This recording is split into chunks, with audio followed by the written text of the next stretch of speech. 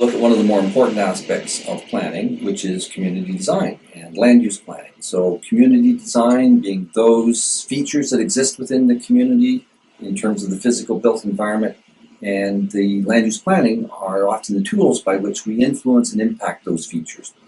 I'm really taken, this particular slide or picture that you're seeing on the right hand side of this introductory screen is from the County of Middlesex website, where they've specifically looked at community design. And there's a little quote at the bottom of this picture, which I'll just read for folks. The health of a community is not just about the health of the people, but about the healthfulness of their environment, social and economic conditions, and of the community, social and political processes that lead to the shaping of those conditions.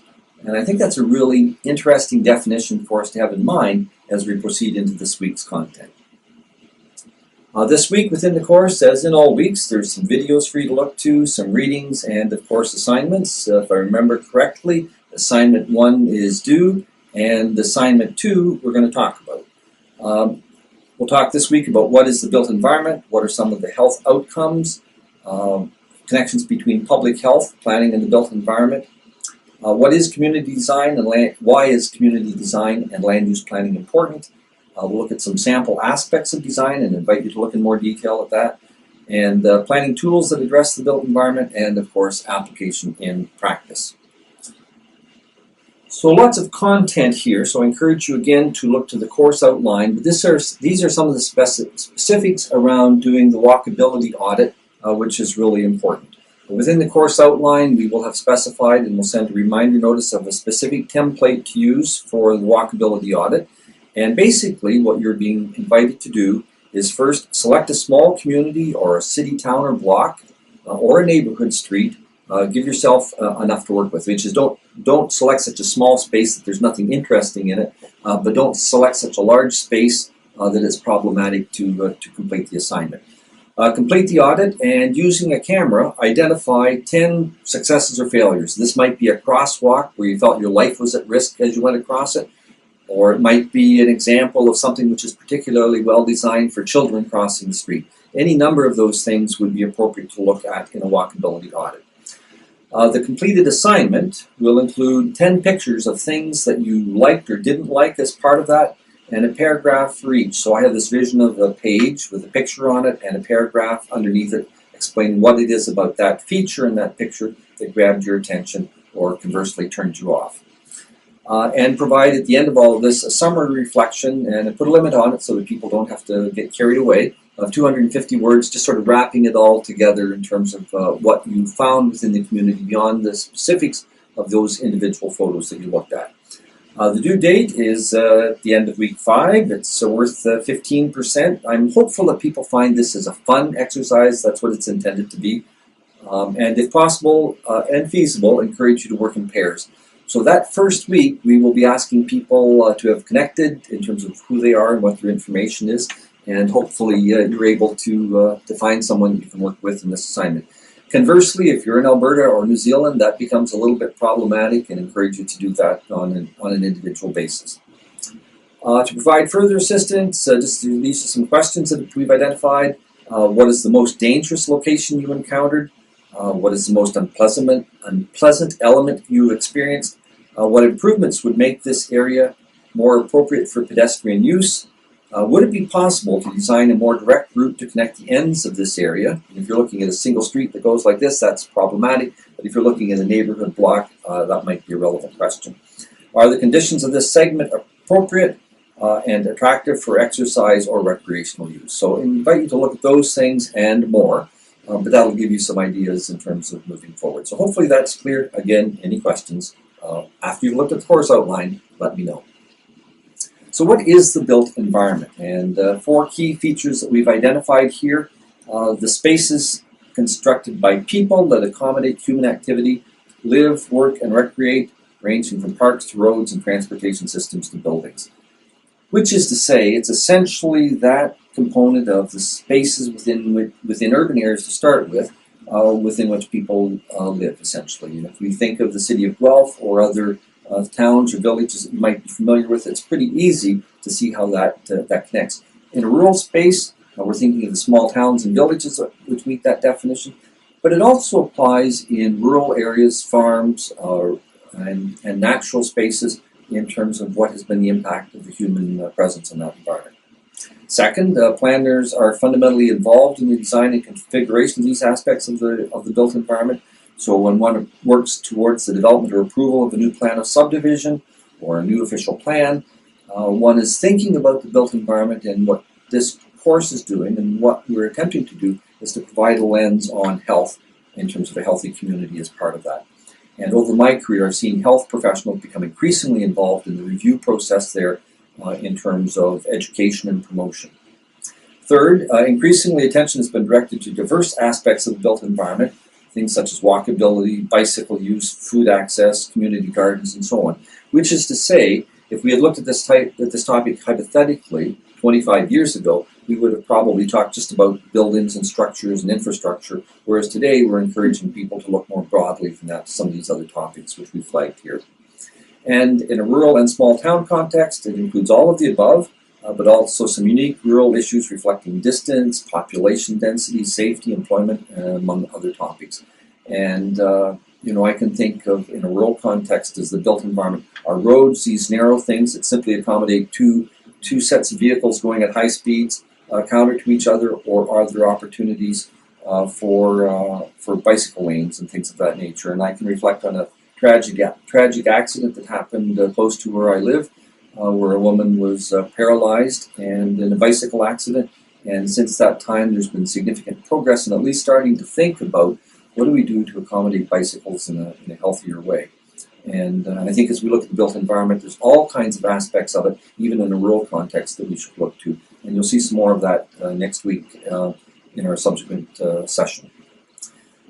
Previously, we have seen this picture in terms of some of these indices that were introduced, and the point is that rural people are disadvantaged in all of these parameters, and the question is how and how many of these are connected to the built environment. So I invite you to take a second, perhaps even put this in pause, look at that picture and say, diabetes, how is that connected to the built environment, if it is? Or conversely, how is being overweight or obese connected to the built environment? And I think with that one, people will start to see the linkages. If it's walkable and you can get from point A to point B easily, then there's a connection. In terms of how the built environment can impact health, there are numerous ways with which it can.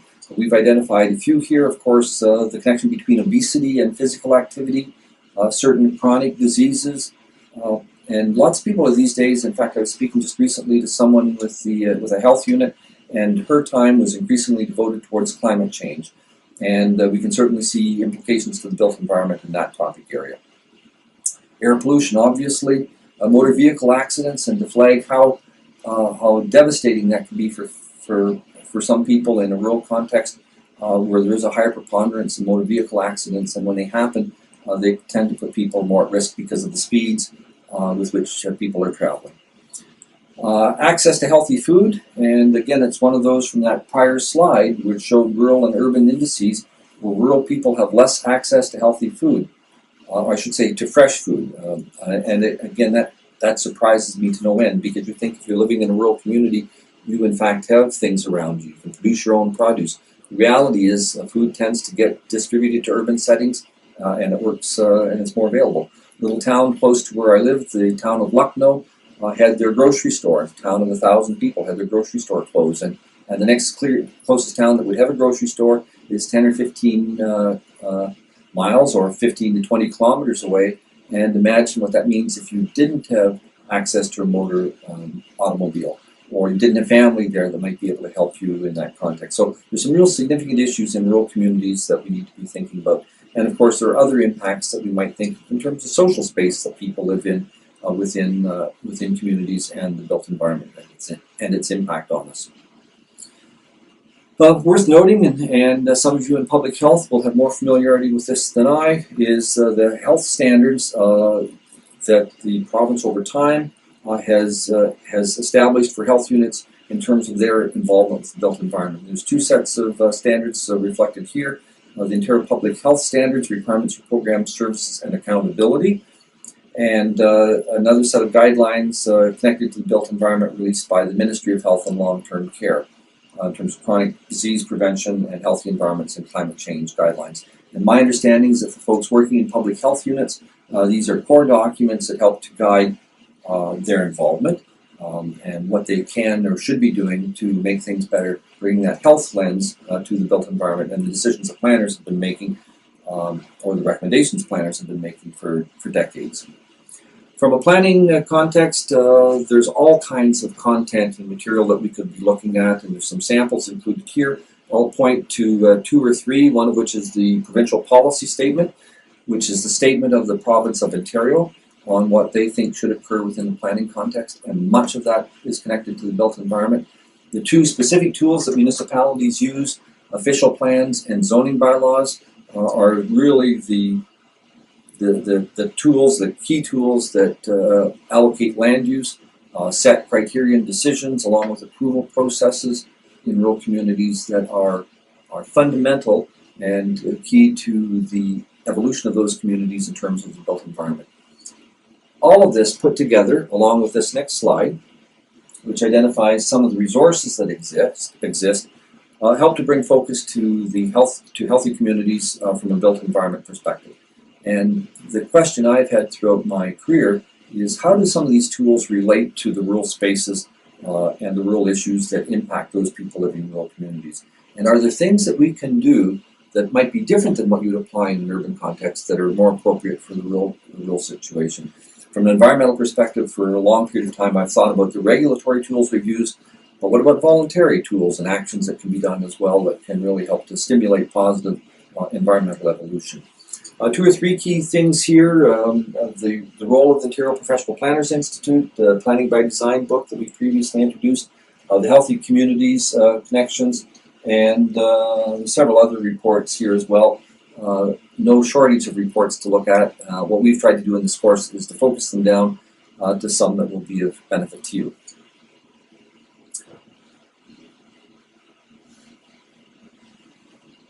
So with this slide, we're asking the question, why is community design and land use planning important? And it really comes at us from the point of view of helping to build robust communities, create communities that are good places to live and work within, promote complete and compact settlements, which is an interesting term.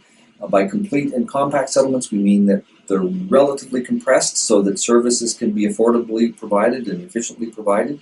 And by complete, implying that there's the range of services there that you might need so that you have opportunities potentially to live and work within the same community. And of course, at the very bottom there, the creation of community design guidelines to help clarify the meaning of what some of the policies are saying in terms of what we might do. And again, many municipalities have community design guidelines that have been established to help provide guidance to the planners who are reviewing documents and to developers who are initiating proposals to make things happen. So those are some of the key reasons why we become involved in community design and land use planning. So there are a number of things here, probably too much information for one slide, but if you take it point by point, I think you'll find it's helpful. So these are the land use components which influence human activity, and of course, as part of that, impact our health as well. So they include things such as layout and design and connectivity through sidewalks and roads, non-motorized transportation, and so on. Often people will also start to think about public transit, recognizing that in many towns and villages there is no public transit. Again, one of the key differences between rural and urban spaces. Second, land uses that might include some combination of homes, stores, businesses, institutions, those things which I mentioned which contribute to a complete community. And I can think of, for example, the little village close to where I was raised. It no longer has a school. In a village of 1,000 people, the village of Blythe in Kern County, no longer has a school. Children are bused significant distances. What does that mean? Conversely, I can think of a town such as Goderich, again close to where I live, which has for a town of 8,000 people, has a relatively full range of services. How compact is the community? Can I get from where I live to where I might need to purchase groceries by walking? Is the density such that it allows for provision of services, as an example? What are the green spaces within the community? We can see the connection between green spaces and mental health, as an example. Are those green spaces present? Are the recreational facilities, are they accessible? Are they attractive? Is it a space I want to be in, for example? The connected networks of motorized and non-motorized transport systems. Again, that would be more in a large urban context. Can I take a bicycle to point A or B, and in turn be able to use public transit to get to the next point of destination? Safe, comfortable, and attractive streets. I remember being in a town it's called Hamburg in New York State, and being myself and students being taken on a tour by the mayor, and how proud she was of the little improvements that they had made to some of the walkways between the main street and the parking lot to the back. So all of a sudden it wasn't this dreary space that you would fear for your life walking down, but rather it was a space that was bright with lights and public art and things of that nature. Something, on one hand, not expensive to have changed, but made a real difference in terms of the comfort that people had in that streetscape. And of course, healthy, resilient natural environments and biodiversity would be something else that the land use planning system can contribute to. So those are some things in terms of words. The next slide includes a number of pictures, and again, you won't be able to see it on the screen behind me, but you will be able to when you look at the slide deck, which is available to you, and it flags a number of things and this is coming from the Planning by Design, the document by OPPI. Things such as site plan control, and for folks who are familiar with the Planning Act, there's specific legislation that allows municipalities to enact site plan control, which means you can look at things such as where is garbage placed, where is the egress and access to a parking lot or to a property, as an example. Some of the streetscape improvements that might be required as well. While this is primarily used in the development context in urban communities, it's also equally applicable in small towns and villages, and to a lesser extent in the rural countryside as well. So site plan control and some of the examples which are put there are worth thinking about. The other three slides really give us some access to zoning bylaws, things such as maximum height, minimum height, lot coverage, how much open space would be required, what are setbacks in buildings, how does it face the street or not, and all of these things play a pretty significant role in defining the quality of space that we encounter when we're in an urban setting. And all of us will have been in communities where the vision of that community is a street that for the life of you, you wouldn't want to walk down because there's nothing in it at all that's attractive, as compared to another setting where you might have nice trees overhead, where it's actually a pleasant experience to engage in that walk, as opposed to a subjugation to something that you might not want to do. So think about those spaces, because they truly are controlled within the planning system, and it's that involvement of these tools which bring people into having a real key interest in these topics. Be sure you read the Planning by Design. Again, it's one of the assigned readings, and there's a related OPPI webinar that we provided, which provides you much more detail than what I'm able to get into, and provide some diversity in the delivery of it as well.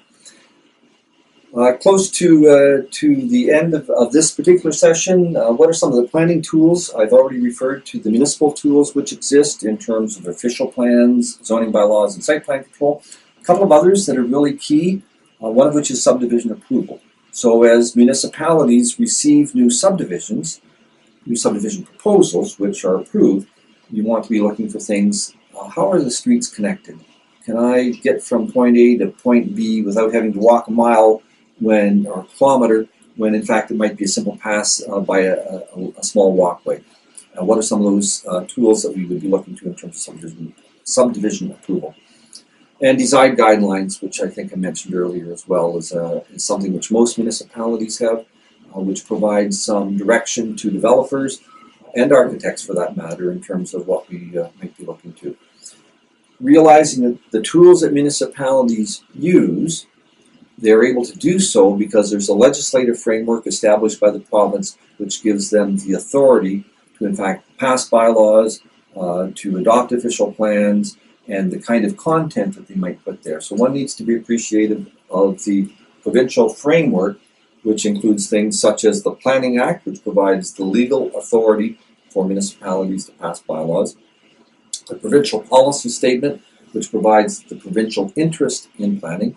Do we protect farmland? Do we protect wetlands? Do we provide safe and affordable housing? those would be examples from the provincial policy statement.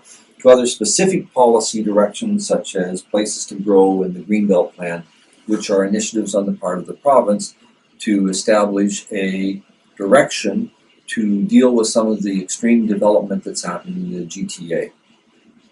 Worth keeping in mind, within a rural context, we have many rural communities surrounding the Greater Toronto Area which are experiencing significant growth. We have another part of Ontario which is rural, which is struggling to maintain its existing population. So we have those two diverse definitions of rural, or aspects of rural, which are really important to keep in mind.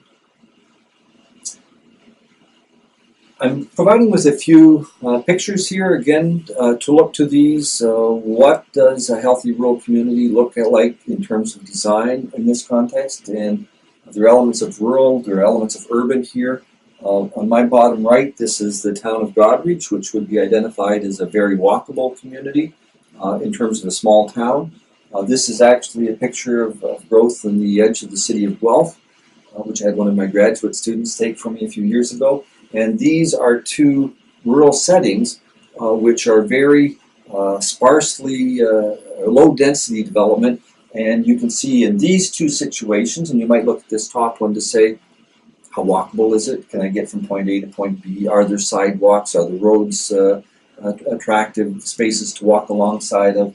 And again, this is a new development. This is representing something historical.